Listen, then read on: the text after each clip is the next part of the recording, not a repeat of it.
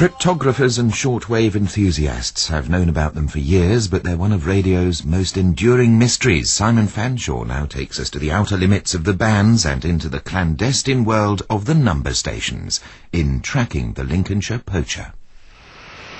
39715. 39715.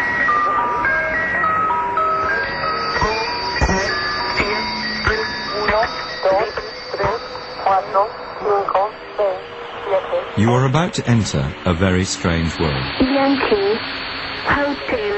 A world of alleged spooks and spies, of conspiracies and covert operations, of illicit transmissions across the globe to secret agents on undercover operations.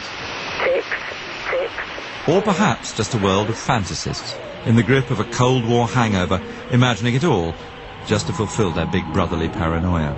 Either way, what I'm about to show you is at the very least curious and possibly very scary indeed. Ever since the height of the Cold War, radio enthusiasts across the globe started to notice strange, beguiling broadcasts on the outer limits of the band, anonymous transmissions that all had a similar shape to them. Each had a call sign, followed by sets and sets of numbers, usually in groups of 5. They are read aloud in disembodied, simulated voices, in languages ranging from English and Spanish to Czech and Chinese. Hour on hour, day after day, some so regular you could set your watch by them. They transmitted what people believed was code information, and became known to shortwave radio enthusiasts as the number stations. They gave them suitably elliptical names: the Russian Man, Bulgarian Betty, Swedish Rhapsody, the English Lady, and the Lincolnshire Poacher.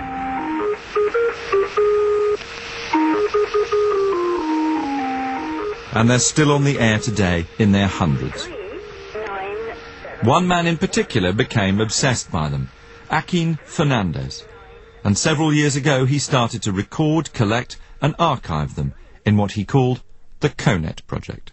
Number stations are believed to be the encrypted transmissions of secret services like MI5, the CIA and Mossad to their agents in the field. Have you ever even got close to understanding what you're listening to?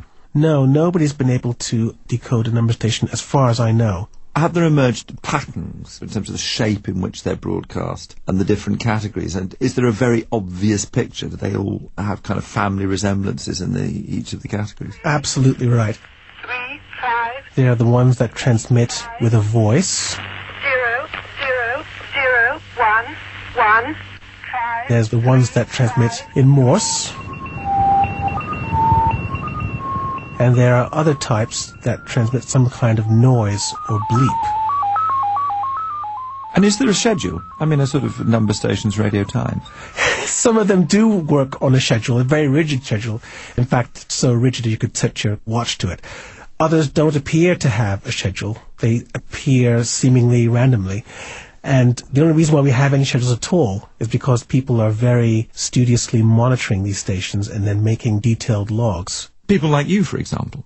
It was almost therapeutic. It's something that I had to get out of my system. I was spending hours and hours in front of the radio making these recordings, and putting this together and putting it out in the public has more or less cured me, I think.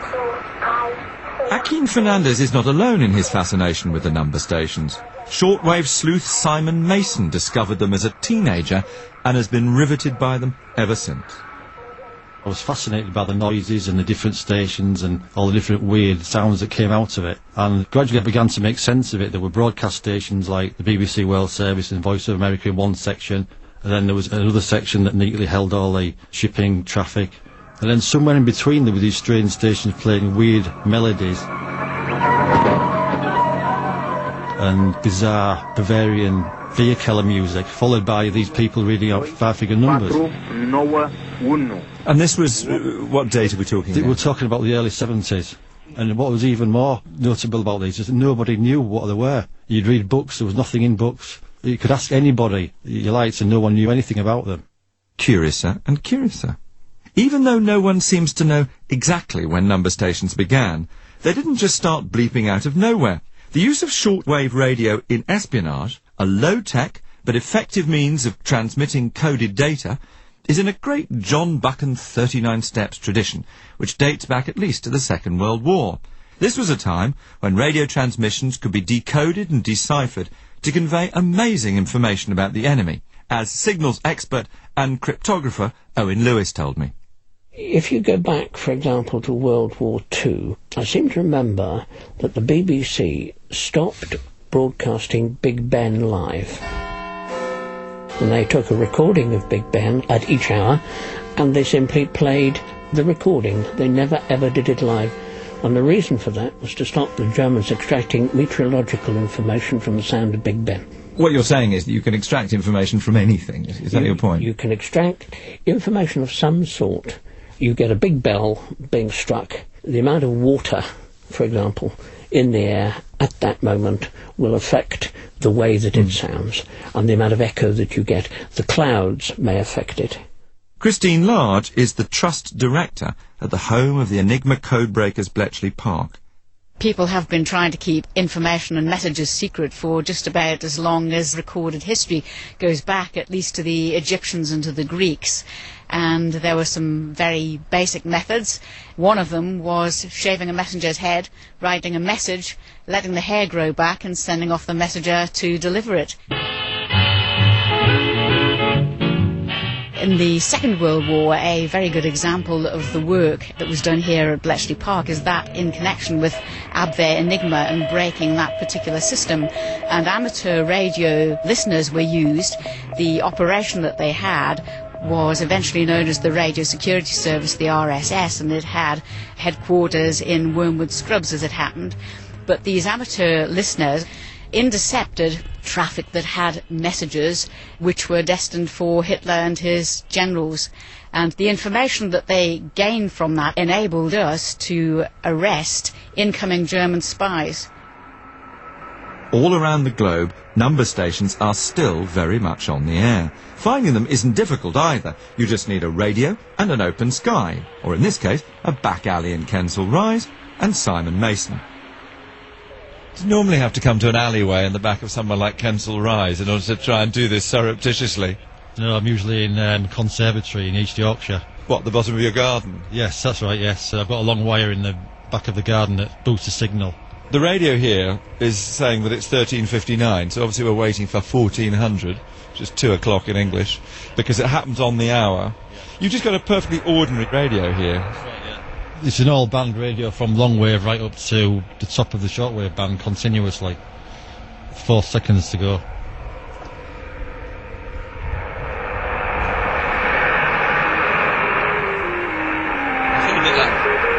Oh! That is the Lincolnshire Poacher. That's quite bizarre. So we'll get the tune, and then in a moment the numbers will start. Between 1400 and 1410, it's a 1 5-figure header. That tells you what message it is. And then at 1410, it sends 200 5-figure groups, which is the message proper. And how do you know that? Well, I've studied the Lincolnshire Poacher for about 16 years. So its habits are always well known. It's always fixed, it always broadcasts at the same times, the same frequencies, always 200 5-figure groups. It does that because it doesn't alert anyone in the world to any events that it might relate to. So it's always 200 5-figure groups where there's nothing going on, or there's all hell going on. So weird, because you suddenly hear the numbers go, you suddenly hear this strange voice. Is that a woman or a man? I can't... 0, 6, 3. It's a synthesised female voice, it's not a real person, it's just a voice computer. 7, 5. There have been cases where real people have been reading the numbers out, but most of them now use automated numbers. This is all pure conjecture, of course, because I know the people behind this station don't broadcast that they're the perpetrators. No one has ever come out on the number station world and admitted to being the sender of a broadcast. Well, there it is, the Lincolnshire Poacher live. But the question is, who's actually doing this? Who's behind the mysterious Spanish lady, the Swedish Rhapsody, the terrifying gongs, and our man the Lincolnshire Poacher? These stations that both Akin Fernandez and Simon Mason have spent hours listening to.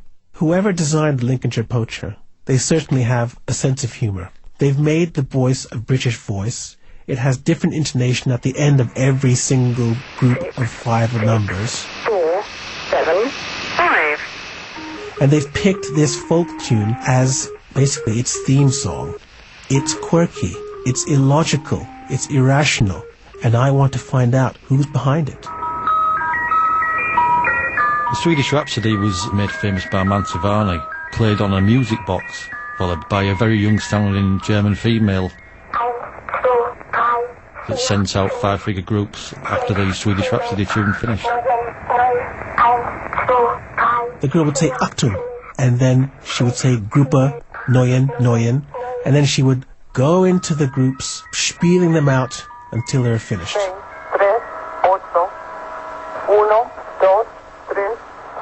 The Spanish Lady is another number station, and we can infer that it's a lady, so it's a female voice, and she's speaking in Spanish.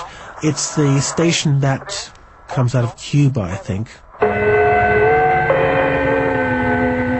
The gongs were the most sinister of the number stations.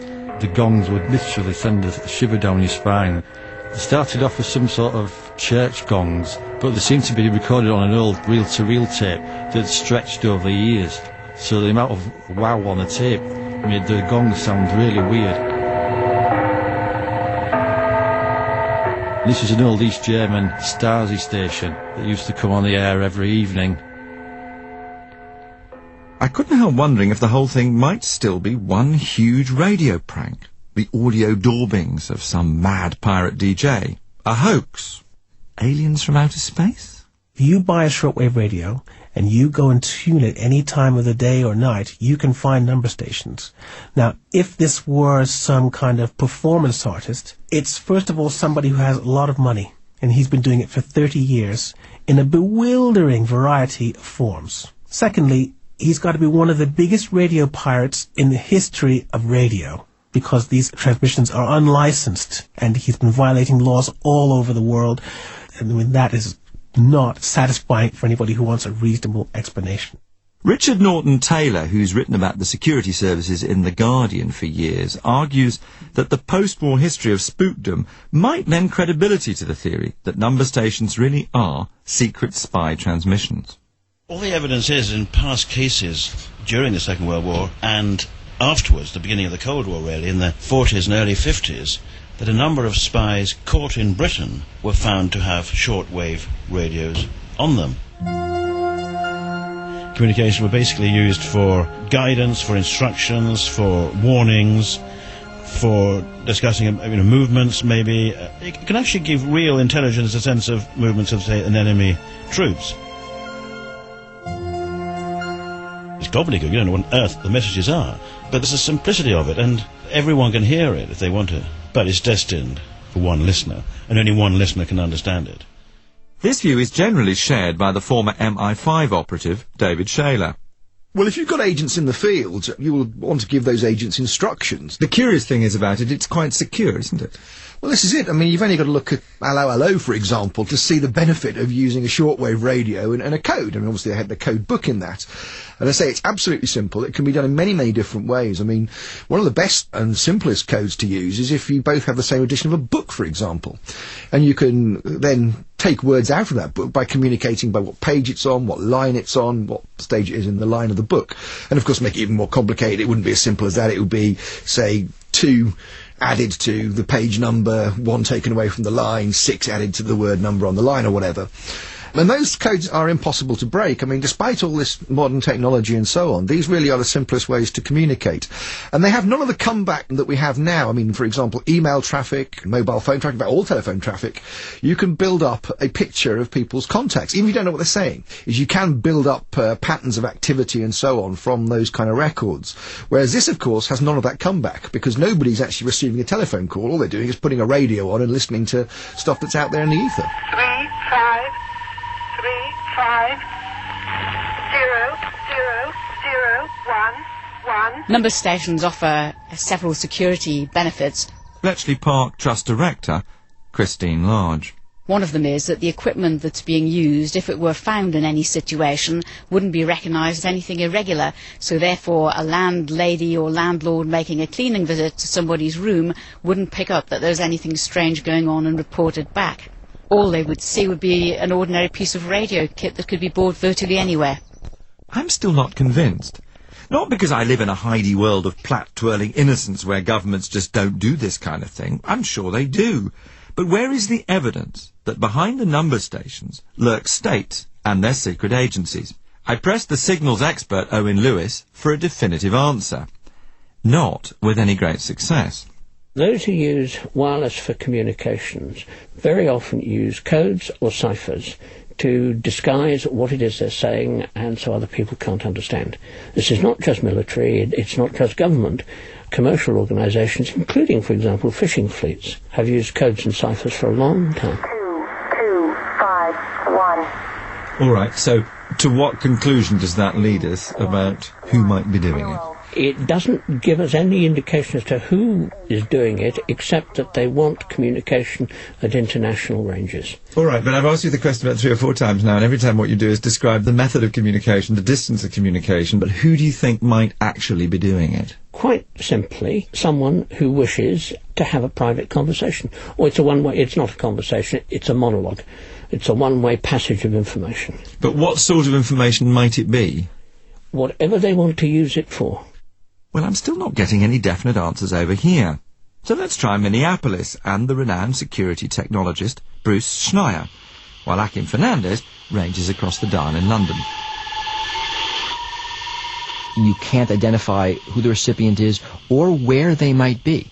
The recipient could be anywhere, maybe a third of the planet where that radio signal gets to. So as a covert channel, it works very well.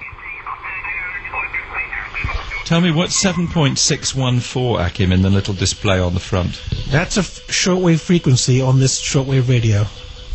It's interesting for you to see this setup right now, because as you can see, I'm sitting in the middle of London, and if I was involved in espionage, I could just set up my little tiny radio right inside the room anonymously, transcribe my message, the message is over, turn off the radio, and go back about my business being a spy. That's China. What is that? Is that sort of Morecambe and Wise in Chinese, do you think? What's going on there? Bruce, I've spent some time listening to the CONET project and these number stations. How are these things encrypted and decrypted? It's a manual paper pencil system. You'd imagine that some agent who's in the field somewhere is told to listen on the frequency at a certain time and get the message. And if you listen to the number stations, you'll notice that sequences are repeated.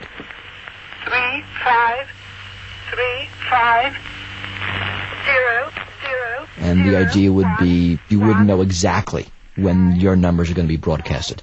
So you'll listen and you'll get your message, and then you will have some manual system that you've been taught where you can decrypt the message and find out what your orders are, what your instructions are, whatever it is that you have to know. It may all sound very low-tech, this, but the manual paper and pencil system that's called a one-time pad, because each one is only used once, is utterly secure. And moreover, there's definite evidence that spies use it.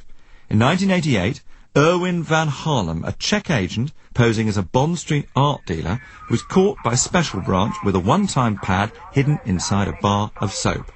And he was found guilty. But at least his hands were clean. At any rate, it's a devilishly simple system.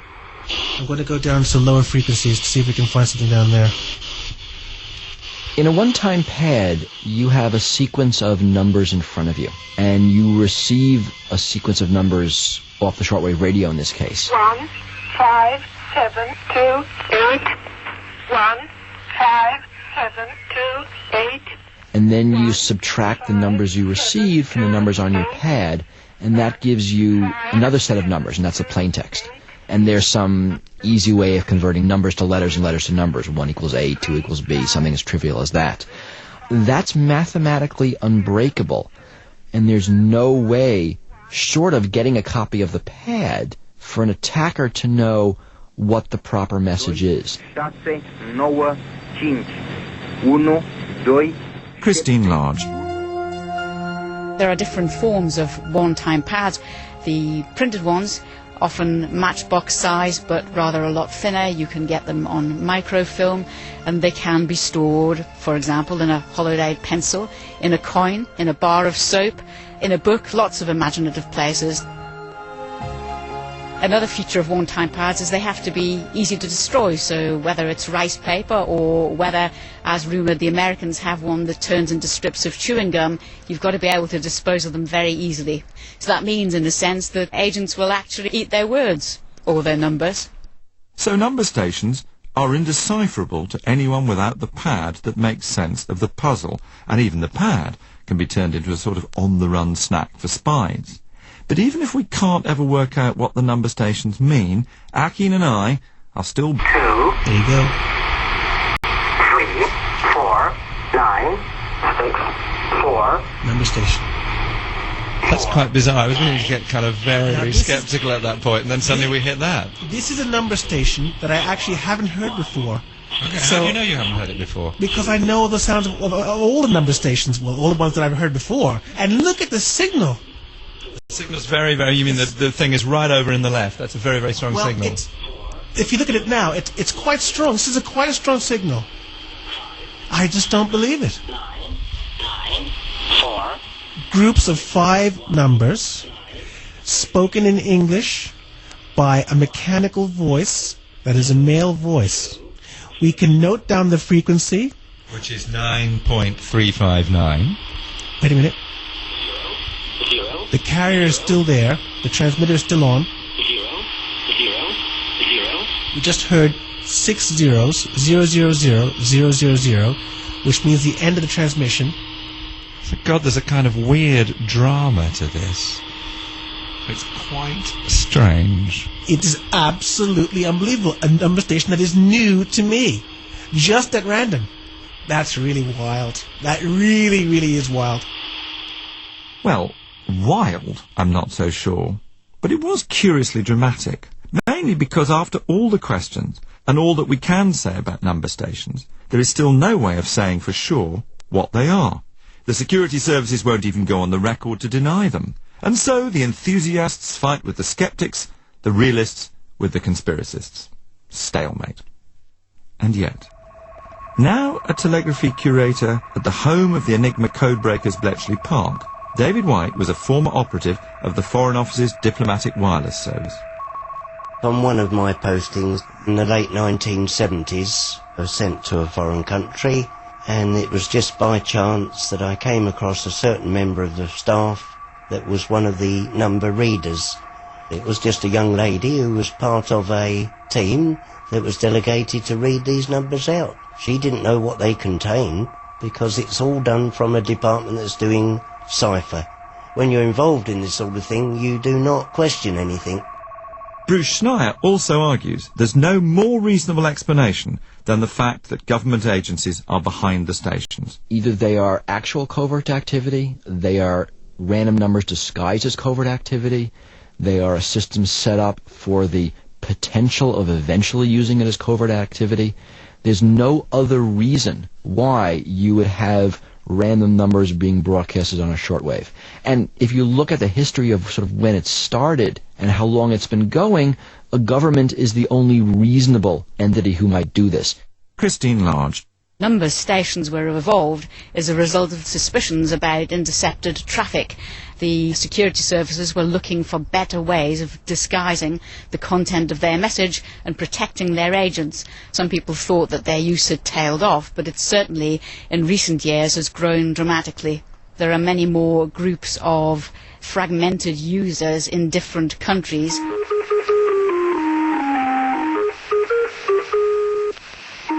I think that people who listen in to the Lincolnshire Poacher regularly have established that he's probably not based in Lincolnshire. In fact, at a pretty good guess, it's in some area of Cyprus, and the assumption that the Lincolnshire Poacher is one of ours has certainly been made, but it won't be by me. 6, 6, 4, 7, 5. 6, 6. A certain part of our secret intelligence services does run one of these stations. 1, 9. I won't say why, or give the schedules, but they certainly do. A lot of people have got radio direction finding facilities now. You can actually purchase them for the high frequency bands, and you'll get a line of transmission. The radio transmitter concerned was tracked down to an area in Cyprus in the Mediterranean. Cyprus transmitters or not, the poacher's real identity remains, officially at least, a secret. Is he really one of ours? And come to that, who is the Spanish lady? And does she dance to the tune of MI6 or the CIA? Richard Norton Taylor. Classic spook policy is called NCND, i.e. neither confirm nor deny. The most, in a way, frustrating thing, especially for those people who just want to twiddle the knob and hear these things and then get sort of fascinated by it because it's there and it becomes a kind of mystery and they can't crack it, never will be able to crack it actually. The people behind it are never ever going to admit to it. These stations, they shout at you. Akin Fernandez. They draw attention to themselves. They say, look at me, listen to me. I'm not the sort of person who can just sit down, come across something like number stations, which is completely counterintuitive, and just let it slide by. Are we owed an explanation? I definitely think so. 2251. They are indeed used by the intelligence services of particular governments anywhere in the world. Former operative of the Foreign Office's Diplomatic Wireless Service, David White. Some of these transmissions are a hoax, but the great majority of them are genuine and serve a useful purpose to whoever is transmitting them. There are many, many places where there are insurgents that cause great difficulties to the authorities. These are often the ones that are transmitting the number stations, reading out the numbers to different units, but others are quite legitimate of any particular government secret intelligence service. It does appear that there's more to this than just the shipping news from Dogger or German Bite. All we can do is listen and wonder. But for now, goodbye. Or 000 000 3 9 7 1 5 6 6 4 7 5 1 9 2 7 4 9 2 0 2 8. Tracking the Lincolnshire Poacher was presented by Simon Fanshawe. It was produced by Simon Hollis and was a Brooke Lapping production for BBC Radio 4.